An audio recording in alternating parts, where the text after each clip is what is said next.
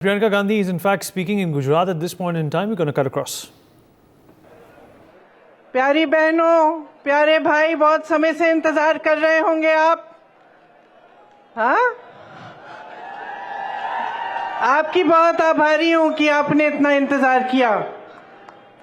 श्री शक्ति सिंह गोहिल जी, श्रीमती गेनीबेन ठाकुर जी, श्री जगदीश ठाकुर जी, श्री जिग्नेश मेवानी जी, श्री रामकिशन ओझा जी, श्री भरत सिंह बाघेला जी, श्री बलदेव ठाकुर जी, श्री राजू भैया भाई जोशी जी, कांति भाई खरदी जी और मंच पर विराजमान सभी नेतागण, सभी पदाधिकारीगण, मेरे प्यारे कार्यकर्ता भाइयों बहनों, आप सबका इस सभा में बहुत बहुत स्वागत।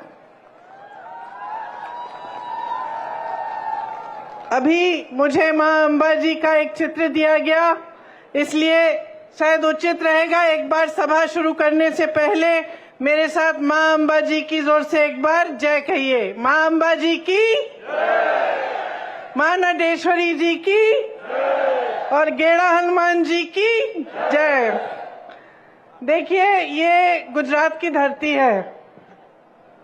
यहाँ से इस दुनिया के सबसे, शायद इस पूरी हमारी जो पीढ़ी है और इससे पहले की पीढ़ियां, उसमें शायद दुनिया की सबसे महान हस्ती आपने, गुजरात ने इस दुनिया को दी। महात्मा गांधी जी यहाँ पे जन्मे।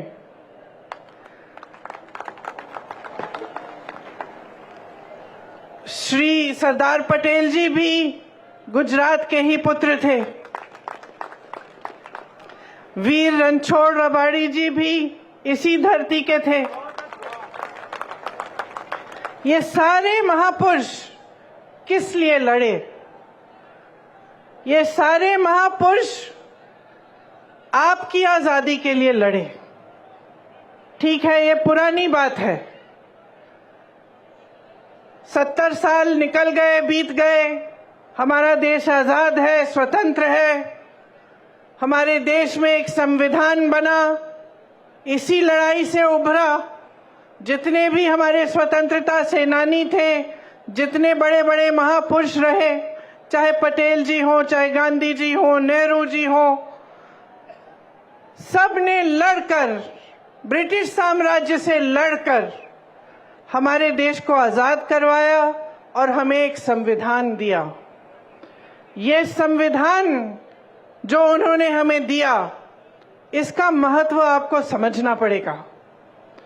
आज बहुत ही जरूरी है कि आप कुछ मूल बातें, जो गहरी बातें हैं हमारे देश की राजनीति के बारे में और अपने जीवन के बारे में, आप ठीक ढंग से समझें, ताकि जो निर्णय आप लेने जा रहे हैं चुनाव में, वो आप सोच समझ के और सारी जानकारी लेके लें।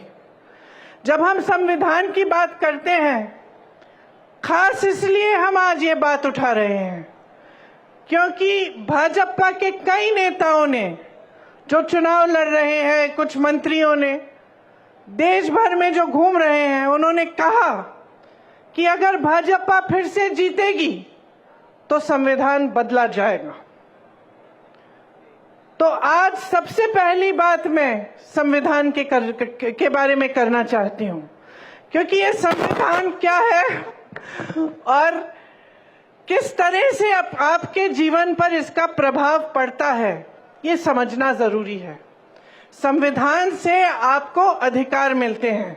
सबसे बड़ा अधिकार यह है कि आप वोट डाल सकते हो।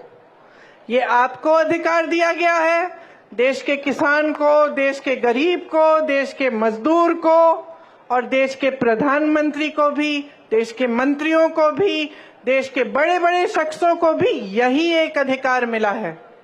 मतलब सबका एक समान अधिकार है। जितना आपकी वोट में शक्ति है, उतनी शक्ति उनके वोट में है। उनकी वोट में आपसे ज्यादा शक्ति नहीं है। देश में जितने भी देशवासी हैं, उनका एक समान अधिकार ये वोट है। ये वोट संविधान ने दिया है आपको। आरक्षण भी संविधान ने दिए हैं आपको।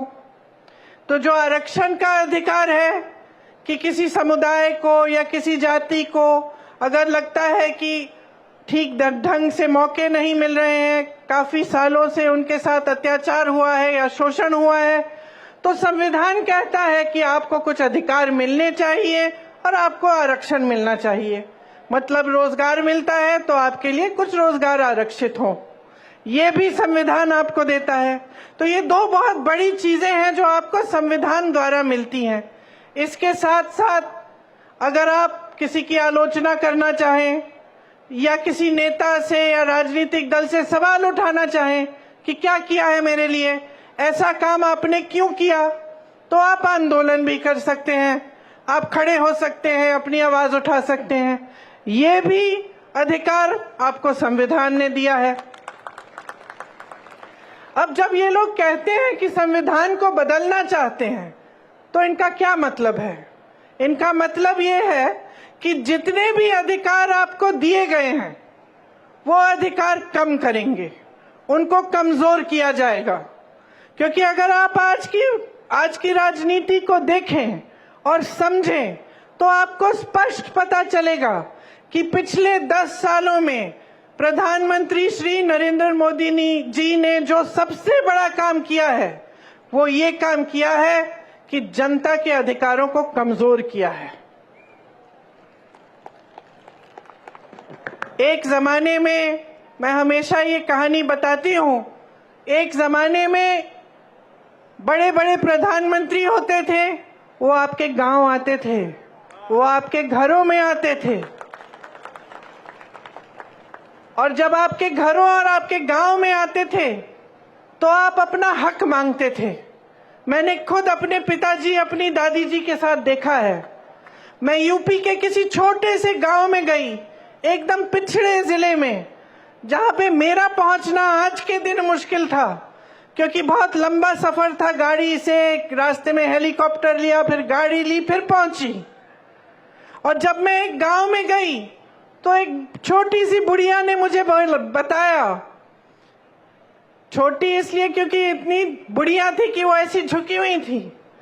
उन्होंने मुझे बताया कि जब आपकी दादी जी आई थी तो जो खीर मैं आपको खिला रही हूं, ऐसी ही खीर बना के मैंने उनको खिलाया।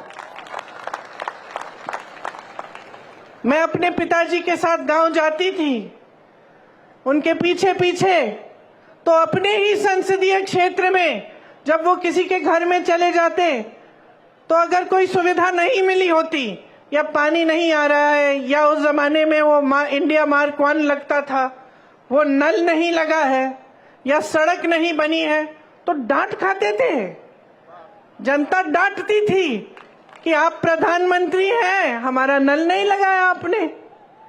और लोग कहते थे उनसे कि देखिए, वोट हम आपको तब देंगे जब आप सड़क बनाएंगे, जब आप पानी लाएंगे।